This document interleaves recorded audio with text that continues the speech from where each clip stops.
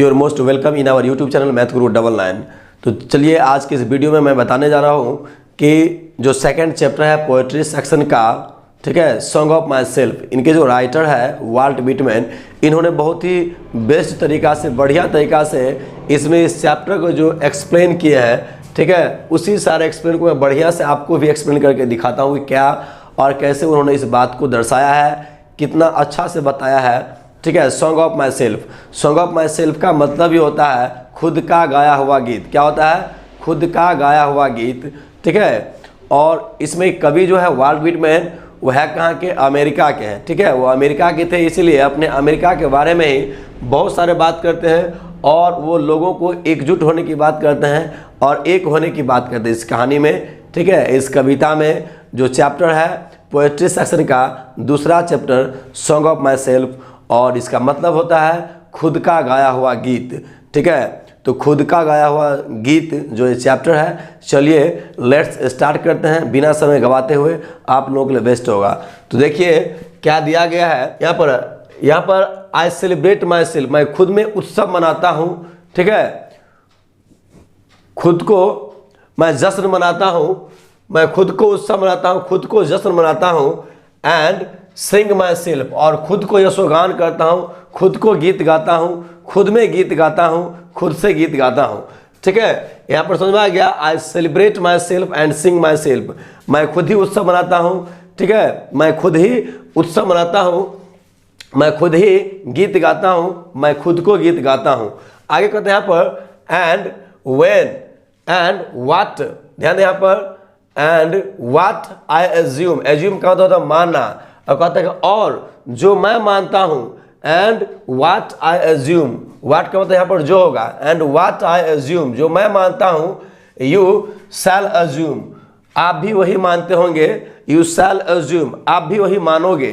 ठीक है, ध्यान यहाँ पर and what I assume you shall assume, जो मैं मानता हूँ वो आप भी मानोगे, आप भी मानते होंगे। क्लियर? ध्यान दें यहाँ पर I celebrate my self and Singh my self, मैं खुद को उत्सव मनाता हूँ, मैं खुद को यशोगान करता हूँ, खुद को गीत गाता हूँ, एकदम खुद में मस्त रहता हूँ, कहीं भी मुझे कोई दिक्कत नहीं है। ये राइटर कहते हैं वाल्ट विटमैन। क्लियर? और कहते हैं कि एंड वाट आई एज्यूम, जैसा मैं मानता हूँ, यू शैल एज्यूम, ऐसा आप भी मानते होंगे। ठीक है, और आगे कहते हैं कि फॉर एवरी एटम, यानी कि जितने भी अणु परमाणु है, ठीक है, for every atom belonging to me, जितने अणु परमाणु से मेरा शरीर बना है, जितने अणु से मेरा शरीर बना है, ठीक है, as good belongs to you, उतने ही अणु परमाणु से आपका भी शरीर बने होंगे, आपका भी शरीर बना है। ध्यान देना जी, अणु परमाणु यानी कि आपको पता है कि जितने तत्व हैं, ठीक है, छिद जल पावक गगन से मेरा, ये पांचों तत्व से हमारे शरीर का निर्माण हुआ है। यही कवि कहते हैं कि जितने भी तत्व से हमारे शरीर का निर्माण हुआ है, वही तत्व से आपका भी शरीर का निर्माण हुआ है। तो यही कहते हैं कि for every atom belonging to me, जितने भी अणु से हमारे शरीर का निर्माण हुआ है, as good belongs to you, उतने ही अणु से आपका भी शरीर का निर्माण हुआ है। कोई दिक्कत नहीं, आपका भी शरीर बना हुआ उतने ही अणु से।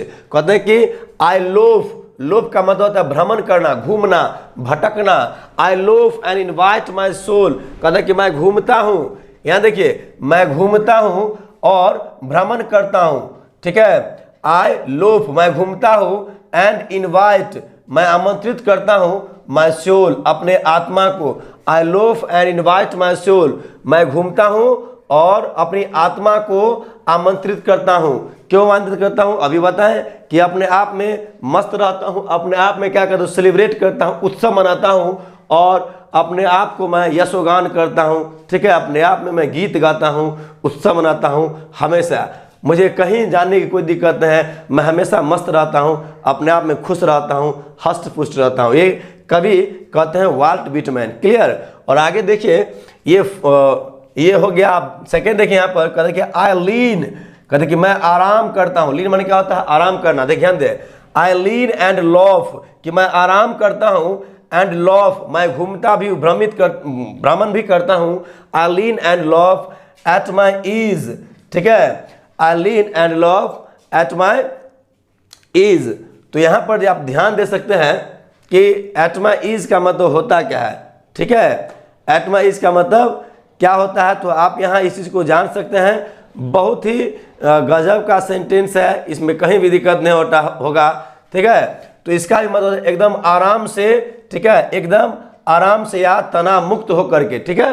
ध्यान देना जी, I lean and loaf at my ease, कह कि एकदम मैं आराम करता हूँ, एंड लोफ मैं घूमता भी हूँ, एट माई ईज बिना कहता कि टेंशन फ्री होकर के, ठीक है ना, टेंशन फ्री होकर के तनाव मुक्त होकर के मैं घूमता हूँ। और कहते हैं कि observing a spear of summer grass, ठीक है। ऑस्पियर का मतलब होता है जो घास होता है ना जी, घास का ऊपर का जो भाग सुल्फा की तरह होता है, भाला की तरह होता है, ठीक है, नुकीले आकार के। तो वही कहता है जो आई सी ऑब्जर्विंग ऑस्पियर ऑफ समर ग्रास, यानी कि मैं उस समर ग्रास को, गर्मी के घास को, समर ग्रास का मतलब होता है गर्मी के जो घास निकले होते हैं सुल्फा के आकार का, उसको मैं ऑब्जर्विंग करता हूँ, अवलोकन करता हूँ, ध्यान से देखता हूँ, गौर से देखता हूँ यहाँ पर, ठीक है। यही कहते हैं कि आई लीन एंड लॉफ, मैं आराम करता हूँ, एंड लॉफ मैं भ्रमण करता हूँ, एट माई ईज और सारे तनाव मुक्त होकर के, ठीक है। Observing a spear of summer grass, और गर्मी के घास के, ठीक है, जो नुकीले भाग हैं उसको मैं ऑब्जर्विंग करता हूँ, अवलोकन करता हूँ, एकदम ध्यान से देखता हूँ और अच्छा लगता है। कहते हैं कि आगे ये समझ में आ गया, यहाँ पर आगे सेंटेंस कहते हैं कि माई टोंग, मेरी जीवा, जो मेरी जीव है, ठीक है जी। कभी कहते हैं कि वाल्ट विटमैन कि मैं जीवा, my tongue every atom of my blood, ठीक है, मेरी जीव, ठीक है। ये कहते हैं कि ये तो शरीर बनवे क्या, और जीव के बारे में बात करते हैं कि माई टोंग एवरी एटम, जो मेरे जीव है, ठीक है जी, ये जो मेरी जीव है, मेरी जीव, और जीव ही नहीं, every atom of my blood, कह रहा है कि मेरे खून का एक एक कतरा, यानी कि जो मेरा जो शरीर है और शरीर में जितने खून है, तो कहते खून का एक एक कतरा, every atom of my blood, मेरे खून का एक एक कतरा भी कहाँ, उस अमेरिका की मिट्टी से बना है। And formed from this soil, यहाँ की मिट्टी से बना है, फॉर्मेड माने बना है, फॉर्मेड फ्रॉम दिस सोइल, इस मिट्टी से बना है। एंड दिस एयर, और यहाँ के हवाओं से बना है। ध्यान देना जी, यहाँ के हवाओं से बना है, दिस एयर, यहीं के हवाओं से बना है। और कहते हैं कि बॉर्न हेयर, यहाँ पर समझ में आ गया कि जो शरीर भी है वो हमारे यहाँ की मिट्टी से बना। मिट्टी कहाँ के, अमेरिका के। मैंने कहा था वाल्ट विटमैन जो राइटर है वो कहाँ के हैं, अमेरिका के हैं। तो कहते हैं कि फॉर्मेड फ्रॉम दिस सोइल, कि यहीं की मिट्टी से मेरा शरीर बना है, एंड दिस एयर, यहीं के हवाओं से। ध्यान दे, माई टोंग, मेरी जीवा, every atom of my blood formed from this soil, ये मेरी जीव और मेरे ब्लड के एक एक कतरा, मेरे खून का एक एक कतरा यहीं की मिट्टी से बना है, यहीं के हवाओं से बना है। क्लियर। और कहता आगे बॉर्न हेयर ऑफ पेरेंट्स, ठीक है, बॉर्न हेयर ऑफ पेरेंट्स, मेरे माता पिता का जन्म भी यही हुए हैं, ठीक है। कहते हैं यहाँ पर बॉर्न हेयर ऑफ पेरेंट्स, मेरे माता पिता के जन्म भी यही हुए हैं। और आगे कहते हैं कि born hair from parents the same, और मेरे माता पिता के भी माता पिता का जन्म भी यही हुए हैं और सेम इसी तरीका से हुए हैं। और आगे कहते हैं कि and their parents the same, और उसके यानी कि मेरे माता पिता के माता पिता और उनके भी माता पिता के माता पिता का जन्म भी यही हुए हैं, सेम हुए हैं जन्म, कोई विभिन्नताएं नहीं है। इसलिए कहते हैं कि मेरे माँ बाप का है मेरे माँ बाप, और मेरे माँ बाप के भी मेरे माँ बाप का जन्म यहीं पर हुए हैं, ठीक है। कहते कि ये तो समझ में आ गया, तो सबका जन्म यहीं पर हुआ अमेरिका में, ठीक है, अमेरिका के मिट्टी में सबका जन्म हुआ वहाँ पर।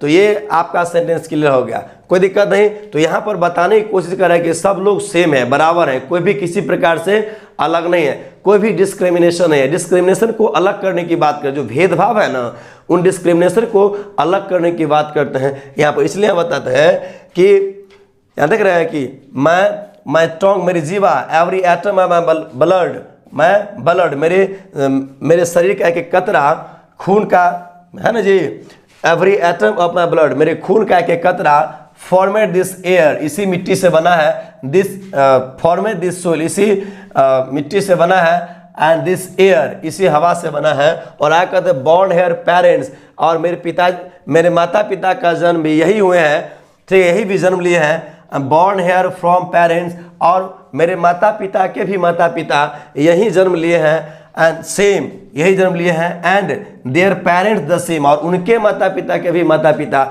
यही जन्म लिए हैं। और कहते कि लास्ट में कहते कभी कि एंड लास्ट में कहते कि आई नाउ 37 ईयर्स ओल्ड, कि मैं अब 37 ईयर्स ओल्ड हूँ, यानी कि मैं 37 वर्ष का हूँ, इन परफेक्ट हेल्थ बिगिन, और मैं 37 वर्ष का होते हुए भी मैं एकदम स्वस्थ हूँ, एकदम मस्त हूँ। यहाँ ध्यान दे रहे हैं जी, I am 37 years old in perfect health begin, और मैं 37 वर्ष के होते हुए भी एकदम स्वस्थ हूँ, एकदम मस्त हूँ, कहीं कोई दिक्कत नहीं है। और कहते हैं कि होपिंग, इसीलिए कहते हैं कभी वाल्ट व्हिटमैन जो है वहाँ पर होप करते हैं कि होपिंग टू सीज, सीज का मतलब होता है रुक जाना, ठीक है, या बंद हो जाना, तो कहते हैं hoping to cease not till death, और कहते हैं कि hoping to cease not till death. इसका अर्थ क्या होता है कि मैं आशा करता हूं कि, कभी कहते हैं कि वाल्ट व्हिटमैन, मैं आशा करता हूं कि मैं मौत तक नहीं रुकूंगा, ठीक है, मैं मौत तक नहीं रुकूंगा, या सीज माने रुक जाना, ठीक है, और नॉट टिल डेथ माने मौत तक। कहता है कि I hoping to cease not till death, मैं आशा करता हूं कि मैं मौत तक नहीं रुकूंगा, मैं लगातार वर्क करते रहूंगा, अपने आप में जश्न मनाते रहूंगा, अपने आप में यशोगान करता रहूंगा, ठीक है, मैं खुश रहूंगा, मस्त रहूंगा, कहीं भी कोई दिक्कत नहीं होगा, ठीक है। और कहता है कि जैसा मैं मानता हूं वैसा तुम भी मानो, क्योंकि ये सारे बातें कभी कहते हैं उन व्यक्तियों को जो अमेरिका के खासकर व्यक्ति हैं, और ये व्यक्ति सबको समझना चाहिए बात को, ठीक है, वहाँ के तो लोगों को कहिए रहे हैं, लेकिन हम लोगों को भी इस चीज़ को मानना चाहिए। और आगे कहते हैं कि क्रीड्स एंड स्कूल्स, क्रीड्स का मतलब होता है रिलीजियस बिलीव, ठीक है, क्रीड्स का मतलब क्या होता है रिलीजियस बिलीव, ये जो धार्मिक मान्यताएं हैं ना, और यहाँ पर जो स्कूल्स एंड स्कूल्स जो विचार हैं, तो धार्मिक जो मान्यताएं हैं अनेक अनेक तरीका से वो डिस्क्रिमिनेशन करते हैं, लोगों को बांटने का काम करते हैं, ठीक है, और जो विचार है वो लोगों को भटकाने का काम करते हैं। कहते हैं कि इसीलिए कभी कहते हैं कि क्रीड्स एंड स्कूल्स इनएवियंस, इनएवियंस का मतलब होता है त्याग देना या भुला देना, धार्मिक मान्यताओं को और उनके विचारों को भुला देना चाहिए, उसे याद नहीं करना चाहिए, यह हमेशा के लिए हम लोग को परेशान करता है। इसलिए कहते हैं कि क्रीड्स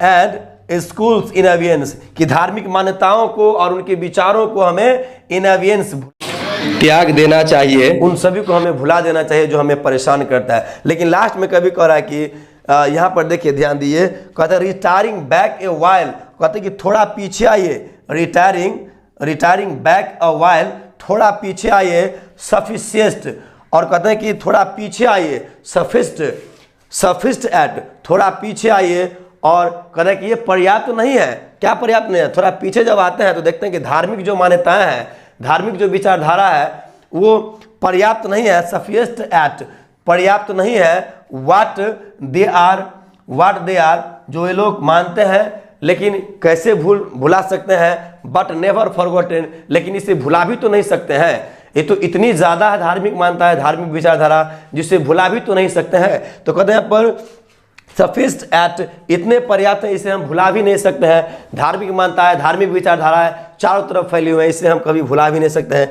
इसलिए कहते हैं retiring back a while, sufficed at what they are, इतने पर्याप्त जिसे हम भुला भी नहीं सकते हैं, इतनी धार्मिक मान्यताएं अधिक है जिसे हम भुला भी नहीं सकते हैं। कहते बट नेवर फॉरगॉटन, जिसे हम भुला नहीं सकते हैं। समझ में आ गया? तो यहाँ तक ये जो बताए बहुत ही गजब का सेंटेंस था, ठीक है। तो यहाँ पर हमें लगता है कि कोई दिक्कत आपको नहीं होगा। अब आगे क्या दिया देखिए, ये समझ में आ गया, क्रीड्स एंड स्कूल्स इन अवियंस की धार्मिक विचारधाराएं बातों को भुला देना चाहिए, ठीक है। रिटायरिंग बैक अ वाइल, और थोड़ा पीछे आए, सफिस्ट एट, और यह पर्याप्त नहीं है, what they are but never forgotten, लेकिन इसे भुला भी नहीं सकते है ना, ये इतने पर्याप्त हैं, क्या चीज़, ये इतने धार्मिक मान्यताएं प्राप्त है, विचारधाराएं प्राप्त है पूरे देश और दुनिया में, जिसे भुला भी नहीं सकते हैं। इसलिए कहते हैं कि आगे, इसलिए थोड़ा थोड़ा मानते हुए हमें चलना चाहिए, ठीक है, इसे भुला भी नहीं सकते हैं।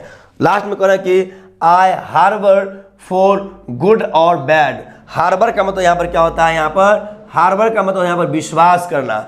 आप यहाँ ध्यान दे दीजिए, यहाँ पर ये समझना आपको पड़ेगा कि हार्बर का मतलब क्या होता है। हार्बर का मतलब ये होता है विश्वास करना। तो कभी करें यहाँ पर आई हार्बर फॉर गुड और बैड, कि कह रहा है कि मैं गलत को भी मैं थोड़ा अच्छा भी मानता हूँ और बुरा भी मानता हूँ, ठीक है। जो धार्मिक विचारधारा है उसमें अच्छाई को भी मानता हूँ थोड़ा, और बुराई को भी मानता हूँ। अच्छाई में भी मानता हूँ, अच्छाई में विश्वास करता हूँ और बुराई में विश्वास करता हूँ। यानी कि बिलीव, ये हार्बर का मतलब बिलीव करना, विश्वास करना होता है। आई हार्बर फॉर गुड और बैड, मैं अच्छाई में भी विश्वास करता हूँ और बुराई में विश्वास करता हूँ, इन दोनों में विश्वास करता हूँ। किसी भी चीज़ को भुलाया नहीं जा सकता है, क्योंकि इतनी मान्यताएं हैं ना धार्मिक और स्कूल्स की, हम उसको भुला नहीं सकते हैं। इसलिए यहाँ पर कवि कहते हैं कि आई हार्बर फॉर गुड और बैड, मैं अच्छाई में भी विश्वास करता हूँ और बुराई में भी विश्वास करता हूँ। इस चीज़ को ध्यान दें। और लास्ट कहते हैं कवि कि आई परमिट टू स्पीक, ठीक है, आई परमिट टू स्पीक, या ध्यान दें, आई परमिट टू स्पीक, कहा कि मैं अपने आप को इजाज़त देता हूँ बोलने के लिए। I permit to speak at every hazard, at every hazard, hazard माने खतरे होते हैं, खतरा। तो कहते हैं कि I permit to speak at every hazard, मैं अपने आप को, कभी कहते हैं कि मैं अपने आप को हर स्थिति में, हर परिस्थिति में बोलने की इजाज़त देता हूँ, ठीक है, उसको परमिशन देता हूँ, उसको परमिट देता हूँ। I permit to speak at every hazard, हर परिस्थिति में मैं अपने आप को बोलने का पूर्ण इजाज़त देता हूँ। मैं कहीं नहीं रुकूंगा, अच्छाई में भी बोलूँगा, बुराई में भी बोलूँगा, हर परिस्थिति में बोलूँगा, ठीक है, रुकने का नाम नहीं लूँगा। इसलिए कभी कहते हैं कि I permit to speak at every hazard, मैं हर खतरे में बोलूँगा, हर डेंजर में बोलूँगा, हर डेंजरस में बोलूँगा, यानी कि हर खतरे में मैं बोलूँगा, कहीं भी नहीं रुकूंगा। और लास्ट कह रहे हैं कि कैसे, तो कहते हैं कि जैसे कि nature without check with original energy, without check का मतलब होता है बिना रुके, ठीक है।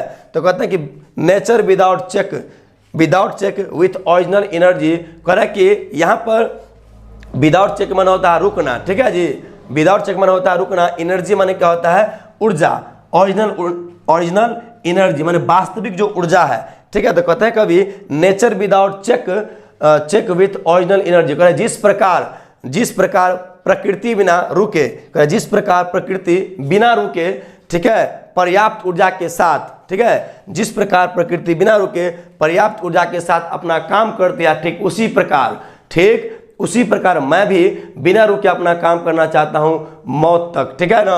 यहाँ देखते हैं टिल डेथ तक दिया था। तो जिस प्रकार प्रकृति बिना रुके अपना काम करना चाहती है पूरा, ठीक उसी प्रकार मैं भी पूरा काम करूँगा, लगातार मौत तक मैं काम करूँगा, मैं कहीं नहीं रुकने वाला हूँ। यहाँ ध्यान दिए ना, nature without check with original energy, जिस प्रकार प्रकृति बिना रुके वास्तविक ऊर्जा के साथ अपना काम करती है, ठीक वही वास्तविक ऊर्जा के साथ मैं भी काम करना चाहता हूँ। मुझे भी प्राकृतिक एनर्जी प्राप्त है, मैं भी ऐसा काम करूँगा और मैं स्वतंत्र हूँ, मुझे इसमें कहीं तरीका से, किसी भी तरीका से रुकावट नहीं है। इसलिए मैं हर खतरे में बोलूँगा, ठीक है। I permit to speak at every hazard, इसलिए मैं हर खतरे में बोलूँगा, किसी खतरे से मैं नहीं रुकूंगा, हर खतरे में बोलूँगा।